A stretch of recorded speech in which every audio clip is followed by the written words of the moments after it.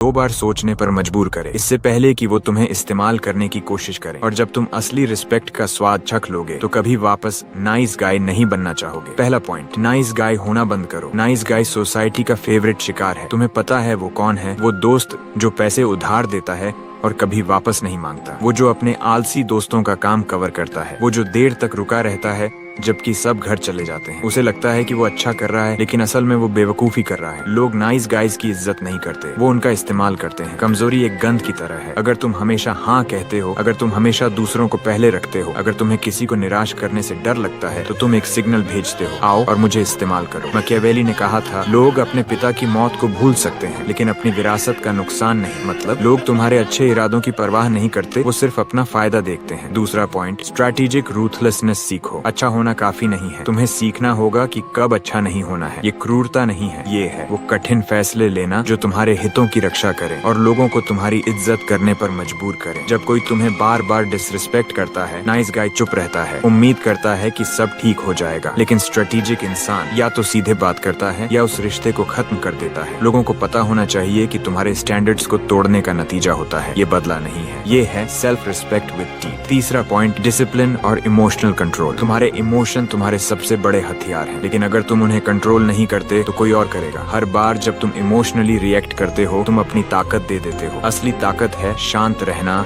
सोचकर जवाब देना और स्ट्रेटेजिक डिसीजन लेना। इमोशनल कंट्रोल का मतलब ये नहीं है कि तुम रोबोट बन जाओ, इसका मतलब है महसूस करना, लेकिन निर्णय दिमाग से लेना। चौथा पॉइंट, अपनी इमेज खुद बनाओ। लोग तुम्हारे इरादों से जज नहीं करते, लोग तुम्हें वैसे जज करते हैं जैसे तुम नजर आते हो। अगर तुम्हारी इमेज है कि तुम हर वक्त उपलब्ध हो, हर वक्त झुक जाते हो, तो लोग तुम्हें उसी तरह ट्रीट करेंगे। समाधान, अपनी इमेज जानबूझकर बनाओ। ऐसा चलो, वैसा बोलो, वैसा बिहेव करो जिससे लोग समझें कि तुम में बैकबोन है। पांचवा पॉइंट, साइलेंस को हथियार बनाओ। हर चीज समझाने की जरूरत नहीं, हर वक्त बोलने की जरूरत नहीं, कभी कभी चुप रहना ही ताकत है। साइलेंस तुम्हें रहस्यमयी बनाता है। लोग सोचते हैं ये क्या सोच रहा है, और जब तुम बोलते हो तो तुम्हारी बात का वजन बढ़ जाता है। छठा पॉइंट, यूजफुल बनो, लेकिन हार्मलेस कभी नहीं। यूजफुल इंसान की इज्जत होती है, हार्मलेस इंसान का इस्तेमाल होता है। यूजफुल इंसान प्रॉब्लम सॉल्व करता है, वैल्यू देता है। हार्मलेस इंसान शांति बनाए रखने के चक्कर में कभी स्टैंड नहीं लेता। मैकियावेली ने कहा था, लोमड़ी जाल पहचानती है, शेर भेड़ियों को डराता है। इंसान को दोनों होना चाहिए, मतलब तुम्हें चालाक भी होना चाहिए और ताकतवर भी, ताकि कोई तुम्हें इस्तेमाल करने की हिम्मत न कर सके। नाइस गाय बनना बंद करो, स्ट्रेटेजिक बनो। अच्छाई की इज्जत नहीं होती, ताकत की होती है। अब सबसे जरूरी बात, तुम्हारे सामने दो रास्ते हैं। अभी के बाद इस चैनल को भूल जाओ या फिर सब्सक्राइब करके उस दुनिया का हिस्सा बन जाओ जहाँ सिर्फ ग्रोथ और पावर मिलती है। फैसला तुम्हारा है।